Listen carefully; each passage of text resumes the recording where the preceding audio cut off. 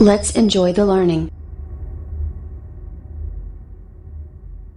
जिसमें हम लोग रे ऑप्टिक्स में लेक्चर 12 तक बात कर लिए थे। अब लेक्चर 13 में आपका स्वागत है। देखिए, तो यहाँ हम लोग पिछले लेक्चर में टोटल इंटरनल रिफ्लेक्शन के बारे में बात किए थे। फेनोमेनन को समझे थे कि जब रे डेंसर टू रेयर मीडियम में जाती है तो आपको एक सम एंगल आता है जब क्रिटिकल कंडीशन को अटेंड कर लेता है, और उस वक्त क्या होता है, रे 90 डिग्री बनाती है, एंगल ऑफ रिफ्रैक्शन है ना। आर की वैल्यू 90 हो जाती है वहां पे, मतलब रे जो है ना, रिफ्रैक्टेड रे वो ग्रेज कर जाती है सरफेस पे।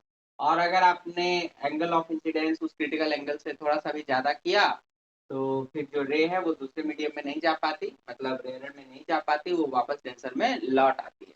ठीक है, तो इसी फेनोमेनन को आप कहते हैं टोटल इंटरनल रिफ्लेक्शन। तो उसी पर आधारित सवाल काफी इंपॉर्टेंट होते हैं हमारे लिए। तो आइए जरा उसको देखें। जैसे पहला सवाल यहाँ पर देखें मैंने क्या, यहाँ पर सवाल में क्या कह रहा है, पढ़िए। A small coin is resting on the bottom of a beaker. एक बीकर बनाया गया है, उसके बॉटम में एक क्वाइन रख दिया गया है। Beaker filled with a liquid, और इसमें कुछ लिक्विड डाल दिया गया। अब कहता है ray of light from the coin travels up to the surface of the liquid. एक रे यहाँ से दिखाया गया, क्वाइन से कहा इस तरह से जा रहा है, and moves along its surface, और जैसे इधर आया तो ऐसे आएगा, मतलब क्या क्रिटिकल कंडीशन को सेटिस्फाई कर रहा है। क्लियर ये बात। तो कहता है जरा find the speed of light in the liquid. तो कहता है कि इस लिक्विड में स्पीड ऑफ लाइट का पता लगाना। तो स्पीड ऑफ लिक्विड का speed of light in the liquid का पता देखिए तभी लगेगा जब इसका रिफ्रैक्टिव इंडेक्स मालूम होगा। अगर रिफ्रैक्टिव इंडेक्स मालूम हो जाए लिक्विड का तो आप सी अपॉन म्यू कर दोगे तो आपका आ जाएगा। ठीक है, तो ये सॉल्व करते हैं। तो यहाँ पर हमने इसको म्यू माना, ऊपर में तो एयर था तो म्यू एयर इज 1, और यहाँ म्यू लिक्विड को हम लोग म्यू ही लेके चल रहे हैं। ठीक है, कोई दिक्कत की बात तो नहीं है उसमें। अब देखिए, चलिए मैं ऐसा करता हूँ, एल कर देता हूँ ताकि यहाँ लिखने में आपको आसानी होगा। म्यू एल हो गया लिक्विड का, म्यू ए हो गया एयर का रेजिस्टेंस। तो आपका देखिए लिक्विड से एयर में रे जा रही। ठीक है, ऐसे भी बना सकते हैं,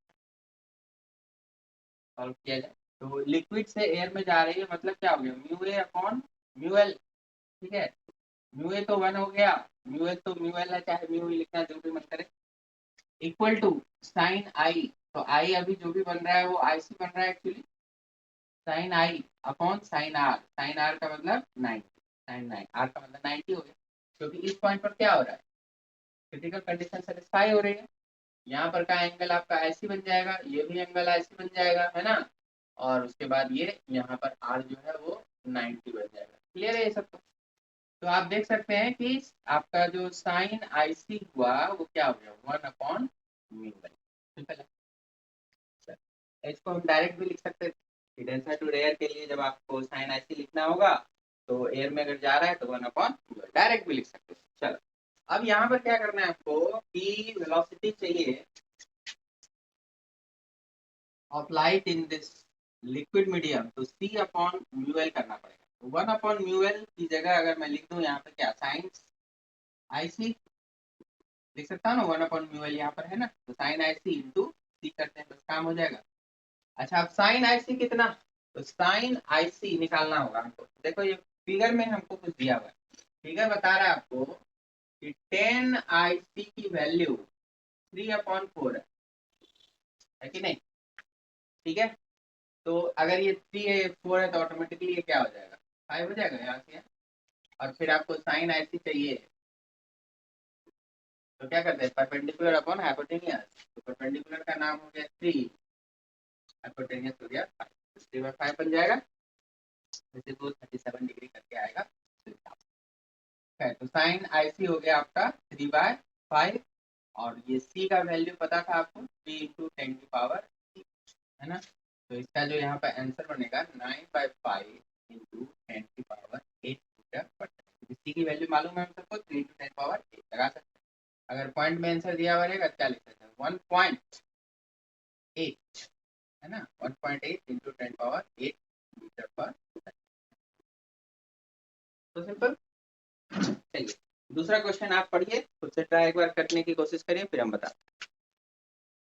हाँ जी बच्चे, हो गया। तो देखिए यहाँ पर इसको कैसे सॉल्व किया गया है। तो जैसे कहता है क्या, इसमें क्वेश्चन को पढ़ा आपने, उसमें क्या कहता है कि एक ट्रांसपेरेंट रॉड है इस तरह से, रिफ्रैक्टिव इंडेक्स इसका अंदर का एन दिया हुआ है, और इसके जो भी मटेरियल है ट्रांसपेरेंट है और उसका रिफ्रैक्टिव इंडेक्स एन दिया हुआ है। अब कहता है कि find the range of N, कहता है इसी रिफ्रैक्टिव इंडेक्स की हमको वैल्यू बतानी है। जैसे लाइट जो वो अगर इंटर करे इनटू इट, मैंने इधर से एंट्री अगर वो ले, तो वो will not leave it through it's lateral face. कहता है कि ये वाला जो ऊपर वाला फेस है ना, इस लेटरल फेस का, कहा कि इसके थ्रू लाइट जो है बाहर नहीं निकलना चाहिए। ठीक है, इसको जो भी होना मतलब क्या हो, यहाँ पे टी आई आर हो जाना चाहिए, यहाँ पर आते ही light ray T I R कर दे, और चाहे आप किसी भी एंगल ऑफ इंसिडेंस से यहाँ पर इंटर कराओ लाइट को, यहाँ पर होना चाहिए टी आई आर। तो इसके लिए एन की वैल्यू आपसे पूछ रहा है कि वो उसका रेंज बताए, है ना। तो इस सवाल का जवाब देखिए हम लोग ऐसे भी दे सकते हैं, वो जो आपने ऑप्टिकल फाइबर वाला केस पढ़ा था कुछ कुछ वैसा ही हो गया ना, इधर से गया तो लाइट इसी मीडियम में वापस रिटर्न आ जाए, बाहर में जो होगा रेयर मीडियम होगा, है ना, तो उस तरह। तो उसी तरह की बात होगी। तो देखिए इसको ऐसे सोचिए कि आप मैक्सिमम वैल्यू ऑफ आई क्या ले सकते हैं, 90 डिग्री। तो maximum value of angle of incidence जो हो सकता है यहाँ पे 90 डिग्री होगा। अब जो भी रे जा रही है तो अंदर की टेंशन मिलेगा, तो वो अंदर की तरफ बेंड करेगा नॉर्मल की तरफ, तो बेंड किया है यहाँ पे आर बनाते हुए, तो वही हमने यहाँ पे कुछ आर बनाया।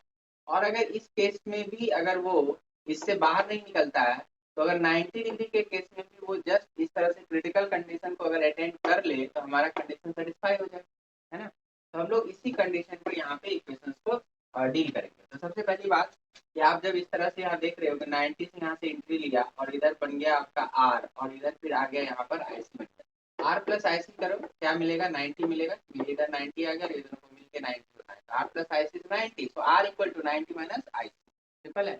अब उसके बाद क्या हो गया, sine r equal to sine 90 minus IC, तो sine 90 minus IC that is cos IC. ठीक है, तो आपको जहाँ जरूरत पड़ेगी sine r equal to cos IC आप लिख सकते हो। अब यहाँ पे देखो, ए पॉइंट के लिए हम लोग स्नेल्स रूल को लगाते हैं। एयर हो गया बाहर, और ये मान लो ग्लास मीडियम हो गया, इसको म्यूजी हो गया, जो बाद में हम एन पुट कर देंगे। तो एयर से ग्लास में जा रहा है, तो म्यूजी करके लिखना है आपको, फिर आपको क्या लिखेंगे, mu G by mu A, okay. फिर आप क्या लिखेंगे, sine I by sine R, तो साइन आई के नाम पर साइन 90 और साइन आर के नाम पर साइन आर, देख सकते हैं। अभी साइन 90 तो 1 हो गया, साइन आर हो गया, ठीक है। और म्यूजी को आप एन बोल दो, म्यू ए तो 1 था, तो N equal to 1 upon sine R, और यहाँ से आप उठाओ साइन आर क्या था, कॉस आई सी, तो कॉस आई सी में लिख दिया, है ना। इसका मतलब क्या हुआ कि cos IC is 1 upon n, इसको मान ले ओके। अब उसके बाद बी पॉइंट पर भी रिफ्लेक्शन हो रहा है, जरा यहाँ भी स्नेल रूल को लगाया जाए, और आप देखो यहाँ क्रिटिकल कंडीशन फॉलो हो रही है, तो स्नेल रूल लगा के भी लिख सकते हो, डायरेक्टली भी लिख सकते हो। टी आई आर जब यहाँ पे केस वाला जब क्रिटिकल कंडीशन फॉलो होता है, तो आप डायरेक्ट लिख सकते हो ना कि साइन आई सी बराबर 1 अपॉन म्यू, है ना, म्यू का मान क्या है, तो 1 अपॉन एन लिख सकते हैं क्या डायरेक्ट, क्योंकि बाहर एयर था, आगे 1 अपॉन एन।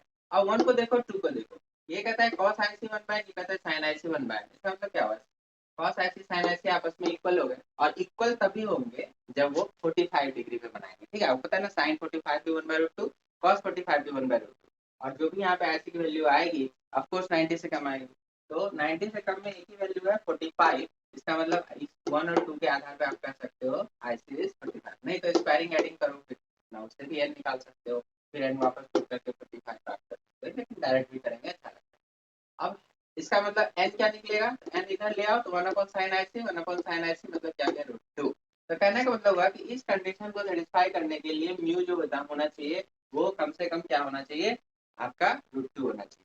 लेकिन अब आपको क्वेश्चन में बोलता है क्या कि इस लैटरल, ये वाले सरफेस को आप लैटरल सरफेस बोलते हैं, तो इस सरफेस से रे बाहर नहीं आने चाहिए, मतलब ऐसी कंडीशन में हम अलाउ नहीं करेंगे।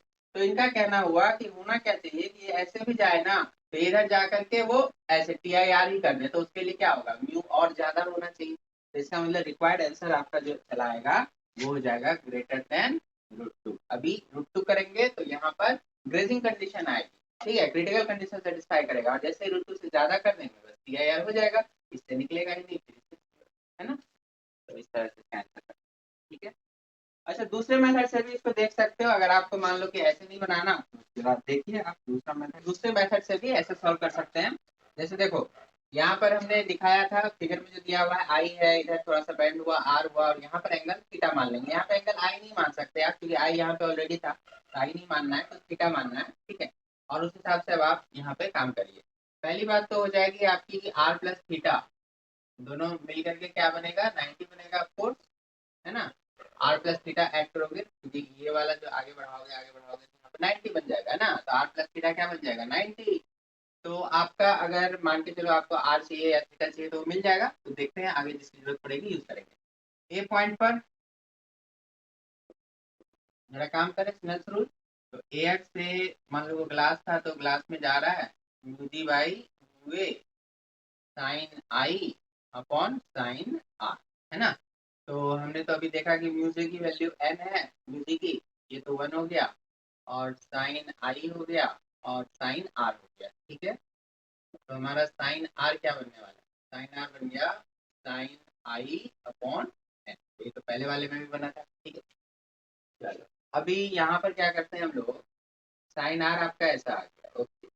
तो इससे आर बराबर क्या लिखेंगे 90 माइनस थीटा, तो हमारा साइन आर क्या बन जाएगा sine 90 minus theta that is cos theta, है ना, कॉस थीटा बन जाएगा। तो यहाँ पर हम लिख सकते हैं sine R is nothing but cos theta, तो कॉस थीटा इसको अगर आप 1 कर दो तो cos theta is equal to sine I upon, ये हो गया आपका नंबर 2 और ये कहाँ से आया है फ्रॉम 1, ठीक है, ऐसे कर सकते हैं। चलो तो कॉस थीटा आपका आ गया साइन आई अपॉन एन। ना टी आई आर होने के लिए एट बी, बी पॉइंट पर क्या होना चाहिए, टी है तो जो एंगल ऑफ इंसिडेंस थीटा है that must be greater than critical angle IC, है ना, उससे बड़ा होना चाहिए। तो ये कंडीशन को फुलफिल करेगा। तो आइए इसको आगे बढ़ाइए, तो दोनों साइड आप लगा दो, sine theta must be greater than sign IC, और आपका जो साइन आईसी बनेगा वो क्या बनेगा, तो आप जानते हैं कि अगर यहाँ पर एन हो गया बाहर एयर हो गया तो 1/n बनेगा, सिंपल है, क्रिटिकल एंगल के लिए पढ़ा था ऐसा। तो साइन आईसी बन जाएगा 1/n, तो साइन थीटा, अभी देखो मेरे पास वहाँ पे कॉस थीटा है, मुझे चाहिए साइन थीटा, तो साइन थीटा की मदद से मैं कैसे लिखूँ, साइन थीटा को मैं लिख सकता हूँ क्या 1 minus cos square theta, 1 minus cos square theta तो लिख ही सकते हैं, और इधर हो गया 1/n, क्योंकि आप पढ़े ना sine square theta plus cos square theta is 1, पढ़े ना। तो sine square theta 1 minus cos square theta, तो साइन थीटा क्या बन जाएगा root under 1 minus cos square, लीजिए, तो 1/n हो गया साइन ऐसी 1/n हो गया, ठीक है ना। अभी वहां पर कॉस थीटा था मेरे पास, उसको उठा के मैं ला रहा हूँ, मुझे लाना होगा sine square I upon N square, correct है। अब इनको होल स्क्वायर करते हैं दोनों side, N square 1 upon N square, ऐसा कुछ हो गया। तो यहाँ पे देखिए आगे बढ़ते हैं, 1/n स्क्वायर, एक काम करिएगा दोनों साइड एन स्क्वायर से मल्टीप्लाई कर दीजिए ना, दोनों साइड इस तरह से एन स्क्वायर से मल्टीप्लाई कर दो आप, तो क्या हो जाएगा यहाँ पे हो जाएगा एन स्क्वायर, ये एन स्क्वायर खत्म, और यहाँ पर रह गया 1, ठीक है। आपको एन स्क्वायर चाहिए था ना, तो एन स्क्वायर ये उधर ले जाए 1 प्लस साइन स्क्वायर आई। अब देखिए क्या होता है यहाँ पे, आपने क्वेश्चन में देखा कि क्वेश्चन में आपको बोलता है कि आई की वैल्यू चाहे यहाँ पे कुछ भी हो, ठीक है, टी आई आर होते रहना चाहिए। तो आई की वैल्यू मैक्सिमम क्या हो सकती है 90 डिग्री हो सकती है, कहने का मतलब हुआ कि N square must be greater than this value, ये तो कांस्टेंट और ये वैल्यू सिर्फ वेरिएबल है, क्योंकि आई बदलेगा तो साइन स्क्वायर आई का मान बदलेगा। तो ये मैक्सिमम जितना हो सकता है अगर मैं उतना इसको रख दूं, और उससे भी बड़ा मैं हमेशा एन को लूं तो वो हमेशा के लिए सेटिस्फाइड हो जाएगा, ठीक है। तो इसकी मैक्सिमम वैल्यू साइन स्क्वायर आई की मैक्सिमम वैल्यू हो जाएगी 1, क्योंकि आई 90 डिग्री मैक्सिमम रख सकता है, तो साइन स्क्वायर आई जो मैक्सिमम पॉसिबल होगा दैट इज 1। तो आप कह सकते हैं कि N square greater than 1 plus 1, तो ये क्या हो जाएगा 1/2, ठीक है। N must be greater than root 2, तो अगर ये ऐसा हो जाए तो हमेशा के लिए सेटिस्फाइड हो जाए, ठीक है।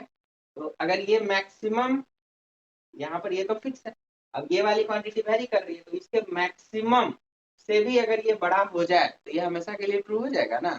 इसीलिए इसका मैक्सिमम वैल्यू क्या होगा वो हम पुट करेंगे, दैट इज 1, और फिर उसके बाद 1 1 2, तो फिर ये 2 से ग्रेटर अपने आप आएगा। ठीक है, तो ऐसे भी कर सकते हैं, और पहले वाला जो मेथड किया था वो भी ठीक था, है ना, जैसे चाहे बना सकते। चलिए आगे बढ़ते हैं, नेक्स्ट क्वेश्चन पर देखते हैं। ये देखिए बहुत ही साधारण सा सवाल है। देखिए क्या कर रहा है, एक glass slab is immersed in water, एक ग्लास स्लैब को पानी में डाला गया, तो पूछ रहा है what will be the critical angle for a light ray at glass water interface. ठीक है, और आपको ये कुछ रिफ्रैक्टिव इंडेक्स की वैल्यू दी हुई है कि एयर के रिस्पेक्ट में ग्लास का 1.5 है, एयर के रिस्पेक्ट में वाटर का 1.33 है, और साइन इनवर्स अगर इतनी वैल्यू आपको आती है तो ये जवाब आपको लिखना है ना।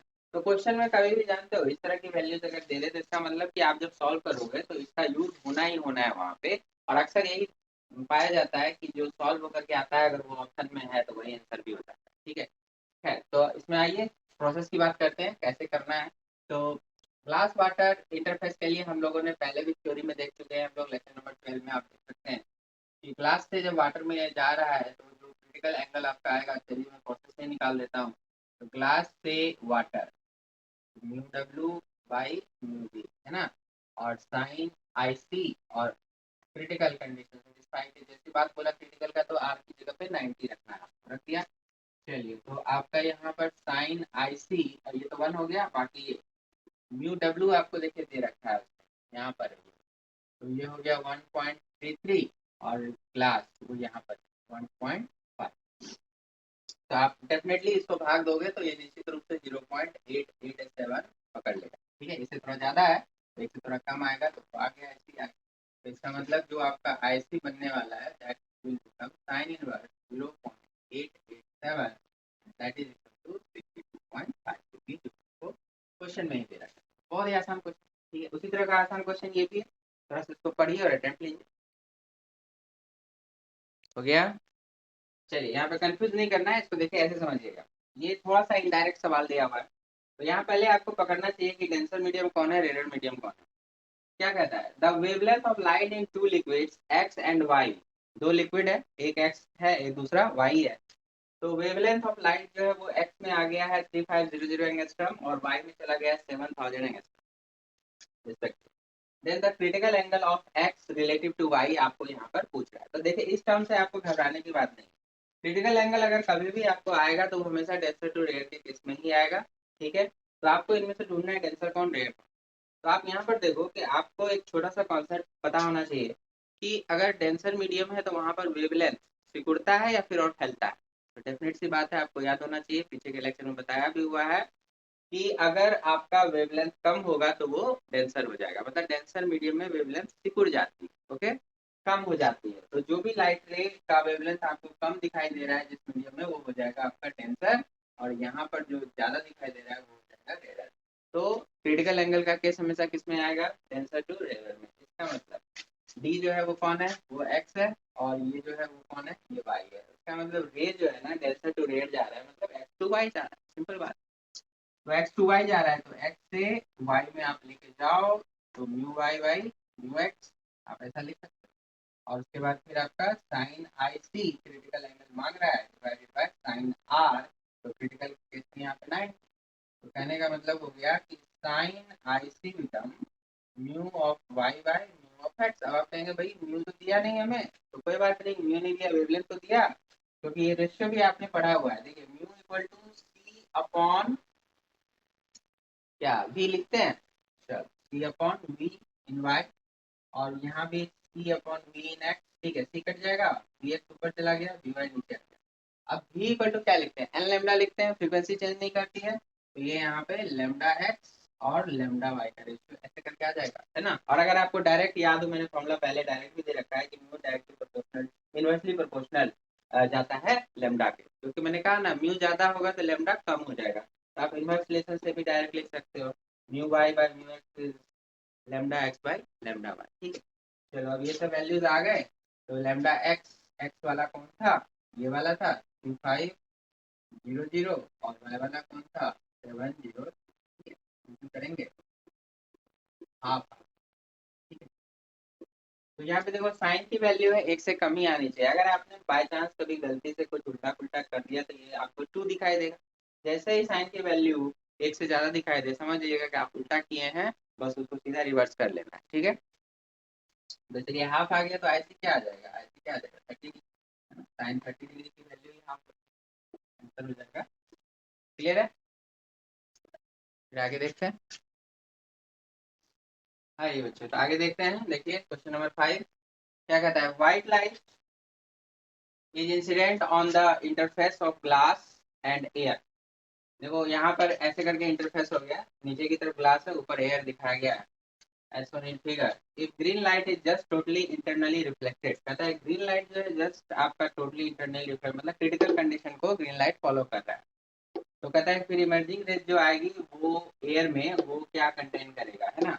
तो सिंपल सी बात है, व्हाइट लाइट में हमें पता होता है, एक चीज, दोनों क्वेश्चन क्रिटिकल है, आप ध्यान दो।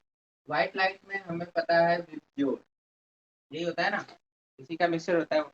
तो व्हाइट लाइट में ये सारे कलर्स हैं, सातों कलर्स हैं, इसमें कहता है कि जो ग्रीन वाला है ये क्रिटिकल कंडीशन को जस्ट सेटिस्फाई करता है। तो लैम्डा आप जानते हो कि किधर बढ़ता है, उधर बढ़ता है, इस साइड, राइट साइड में, है ना। तो अब जो एयर में आएगा इधर, तो जिसका वेवलेंथ कम होगा वही कम डेविएट होता है। ठीक है, जिसका वेवलेंथ कम होता है उसके लिए म्यू की वैल्यू आपको ज्यादा रखना पड़ेगा, तभी जा करके वो क्रिटिकल कंडीशन को सेटिस्फाई करता है ना। इस तरह की बातें होती है। तो म्यू और लेमडा का इन्वर्स रिलेशन चलता है, ये दिमाग में रखिए, आपका काम हो जाएगा। तो यहाँ पर ग्रीन अगर आया है तो जो लेमडा ग्रीन से ज्यादा होगा ना वो सब बाहर आ जाएगा। मतलब ज्यादा कौन है, इधर वाले ज्यादा है, येलो ऑरेंज रेड, वो सब बाहर आ जाएंगे। मतलब येलो ऑरेंज रेड ये सब बाहर आ जाएंगे। और जो इधर बच गया वायलेट इंडिगो ब्लू, ये सब TIR कर देंगे। ठीक है, तो ये सब वायलेट इंडिगो, देखो यहाँ पर भी एक कॉन्सेप्ट मैं आपको आगे बता रहा हूँ, पूछ सकता है। वायलेट इंडिगो और ब्लू ये सब ना इस सेम पाथ को फॉलो करेंगे। और ऐसा आप नहीं कहना कि भैया बाकी जो बच गया येलो ऑरेंज और रेड वो इस पाथ को फॉलो करेगा, नहीं, वो तीनों तीन पाथ को फॉलो करेगा, ये ध्यान रखिएगा। रेड वाला जो होगा वो कम डेविएट होगा, तो यहाँ पे तीन पाथ आएंगे जिसमें रेड आपको यहाँ पे मिलेगा, उसके बाद जो जस्ट है आपका ऑरेंज, तो ऑरेंज मिलेगा, और जो लास्ट में येलो, येलो मिलेगा, है ना। ये ठीक है, क्यों क्यों, क्योंकि सबके लिए क्या होता है ना, एक कॉची इक्वेशन होता है जो बताता है कि सभी वेवलेंथ के लिए एक पर्टिकुलर मीडियम जो है ना, उसके लिए म्यू की वैल्यू अलग अलग होगी। मतलब कि ग्लास है यहाँ पे, तो जो ग्लास है ना वो इन सभी कलर्स के लिए अलग अलग म्यू शो करेगा। तो सबसे कम म्यू शो करेगा रेड के लिए, उसके बाद उससे ज्यादा ऑरेंज के लिए, उससे ज्यादा येलो के लिए, उससे ज्यादा ग्रीन के लिए। तो यहाँ पर वही बात आएगी, क्योंकि म्यू सबके लिए अलग अलग होगा, तो एंगल ऑफ रिफ्रैक्शन जो बाहर की तरफ निकल रहा है ना वो भी सबके लिए अलग अलग चला। ठीक है, तो म्यू रेड के लिए सबसे कम होता है, इसलिए उसका डेविएशन भी सबसे कम होगा, ये बात ध्यान में रखिएगा। तो बाहर जो निकलेगा वो तीनों तीन एंगल पे निकलेगा, लेकिन अंदर जो TIR आएगा ना तो वो तो लॉ ऑफ रिफ्लेक्शन को फॉलो करता है। तो जितना एंगल से इंसिडेंस हुआ था उतना ही एंगल से ये सब आएंगे, तो वायलेट इंडिगो ब्लू का मिक्सड एक ही पाथ पर आएगा, और यहाँ पर का जो भी एंगल होगा वो बराबर होगा। ठीक है, तो ये चीज थोड़ा सा ध्यान में रखिएगा, इस तरह की बातें भी पूछी जा सकती है। फिलहाल जो बाहर आएगा ईयर में वो आंसर हो गया आपका येलो ऑरेंज एंड रेड। ठीक है, आइए अगले क्वेश्चन की तरफ चलते हैं। A ray of light traveling in a transparent medium falls on a surface separating the medium from air at an angle of incidence 45 degree। तो ये कहता है एंगल ऑफ इंसिडेंस हम आपको 45 दे रहे हैं। The ray undergoes total internal reflection, 45 पे आया और वो क्या हुआ, TIR कर दिया। तो कहता है कि n अगर रिफ्रैक्टिव इंडेक्स मीडियम का हो एयर के रिस्पेक्ट में, तो कहता है कि पॉसिबल वैल्यू क्या हो सकती है। डेफिनेटली अगर आप 45 पे आए हो तो this 45 is must be greater than IC, है ना, क्रिटिकल एंगल से। तो फिर sine 45 must be greater than sine IC, और this is 1/√2 must be greater than sine IC। ठीक है, इस तरह की बातें हो जाती है। तो अगर इक्वालिटी लगाओगे तो साइन IC 45 आ जाएगा, है ना। तो 45 आ जाएगा, तो रिफ्रैक्टिव इंडेक्स जो हो जाएगा 45 के कॉरेस्पॉन्डिंग में यहाँ पे दिख रहा है हमको √2। तो जो भी यहाँ पर बनना चाहिए रिफ्रैक्टिव इंडेक्स वो क्या होना चाहिए, √2 से आपका अधिक होना चाहिए। ठीक है, तभी वो TIR करवा पा रहा है। ठीक है, ऐसे समझ सकते हो आप। ये 1/√2 हो गया, तो आपको मांग रहा है वो क्या, साइन IC की वैल्यू आप रख सकते हो 1/μ। तो 1/μ रख दो, या यहाँ पे n बोला है ना, तो आप n रख दो क्वेश्चन के अकॉर्डिंग, और उसके बाद इसको ऊपर लेके जाओ, तो √2 ऊपर आ गया और ये नीचे आ जाएगा n आ गया। मतलब आप इसको उलट के लिख सकते हो कि n इज ग्रेटर देन √2। 1.414 से अधिक होना चाहिए पॉसिबल वैल्यू। 1.414 से अधिक की वैल्यू है 1.5, ये वैल्यू है 1.33। आप देख सकते हैं कि 1.414 उससे अधिक एक ही वैल्यू है 1.5, बाकी वैल्यू जो है आपका वो कम है। ठीक है, वो ये 1.4 है, लेकिन ये 1.414, क्योंकि √2 की वैल्यू जो होती है ना 1.414, ठीक है, उससे ज्यादा होना ही चाहिए। ठीक है, वो एक ही आंसर हो जाएगा। ठीक है, तो थ्योरेटिकल क्वेश्चंस भी आप देख सकते हैं TIR से, काफी इजी। सही बच्चों, इसको देखते हैं क्या कह रहा है यहाँ सवाल। देखिए, in the figure shown for an angle of incidence 45 degree जैसा दिख रहा है eight the top surface, what is the minimum refractive index needed for total internal reflection eight vertical face 80। देखिए, यहाँ पर एक वर्टिकल फेस 80 बनाया गया है, बाहर ऑफ कोर्स एयर होगा, तो कहता है क्या कि यहाँ से मैं एंट्री लूंगा 45 डिग्री से, और फिर यहाँ पर जो भी बेंडिंग होना है वो, तो मान के चलिए R हो गया। अभी कहता है कि यहाँ पर जब रे आए ना, तो ये TIR हो जाता है। कहता है कि फिर बताइए हमको इसके लिए जो है म्यू क्या होना चाहिए। 45 at the top, minimum refractive index minimum, कम से कम। तो जब भी ये मिनिमम मिनिमम की बात करेगा ना, तो हम लोग क्रिटिकल सिचुएशन लेके डील करेंगे, हमें आसान होगा। तो हमें ये मान के चलना है कि अगर ये मिनिमम की बात करता है तो इसे क्रिटिकल सिचुएशन में डाल दो और उसके हिसाब से निकाल दो। यहाँ पर, तो यहाँ पर जो हो गया ये IC हो गया, और इधर का हो गया 90 डिग्री। ठीक है, अब इसके लिए जो भी म्यू आएगा उससे म्यू क्या होना चाहिए, ग्रेटर होना चाहिए। और जब भी आपको मिनिमम रिफ्रैक्टिव इंडेक्स की बात बोलेगा तो इक्वालिटी पर ही उसका हम लोग आंसर करते हैं। चलिए पहले इस कंडीशन को सॉल्व करो, मान लो इसको म्यू है, तो यहाँ पर क्या होगा, वही वाली केस आ गया, पीछे अभी इसका प्रॉब्लम सॉल्व हुआ था आपका, लेकिन इसमें ये है कि यहाँ पर का एंगल आपको 45 दिया हुआ। ठीक है, तो स्नेल्स रूल तो आप लगा ही लो पहले ऊपर में, तो यहाँ पर का पॉइंट मान लो P हो गया, यहाँ पर का पॉइंट मान लो Q हो गया। ठीक है, तो एट P स्नेल्स रूल के अकॉर्डिंग आप जा रहे हो एयर से इस मीडियम में म्यू कर दिया, तो ये म्यू हो गया, म्यू रखा है मैंने इसका म्यू हो गया वो, और डिवाइडेड बाय म्यू एयर, तो 1 हो गया, और ये हो गया साइन 45 अपॉन साइन R, ये R हो गया। तो साइन R जो है ना, वो क्या बनने वाला है अब आपका, साइन 45 इज 1/√2, है ना, तो इस तरह से म्यू√2 साइन R हो गया ये वाला, है ना। अब दूसरा यहाँ पर आप कह रहे हो कि जो साइन ऐसे यहाँ पे मिलेगा आपको, वो आपका यहाँ पर मिलना है 1/μ के साथ। ठीक है, और तीसरी बात एक क्या हो जाएगी कि R और IC को अगर मैं जोड़ दूँ, ठीक है, R और IC को, तो 90 बनने वाला है। ठीक है, पहले भी इस तरह का बना, तो हमारा साइन R देखिए तो क्या बन जाएगा, 90 माइनस IC, और उसमें साइन लगा देंगे तो क्या बन जाएगा, कॉस, डायरेक्ट लिखें कॉस IC बन जाएगा, तो साइन R बन जाएगा हमारा कॉस IC। ओके, तो साइन R मेरे पास यहाँ भी है और साइन IC आपका यहाँ पर है। ठीक है, चलिए इसी दोनों से मिला के लिखते हैं यहाँ पे। तो यहाँ पे साइन R जो था मेरा कॉस IC बन चुका है, तो कॉस IC मैंने लिख दिया, and then cos IC is equal to 1/μ√2। Okay, और साइन IC आपके पास ये था, कॉस IC यहाँ पर ये था, तो एक काम करते हैं, डिवाइड करके 10IC या स्क्वायरिंग एडिंग कर लो, आपको तो म्यू निकालना। तो इनको साइन IC को और ये कॉस IC को, इनको क्या करना है आपको, स्क्वायरिंग एडिंग कर देना है। ठीक है, तो फ्रॉम स्क्वायरिंग एडिंग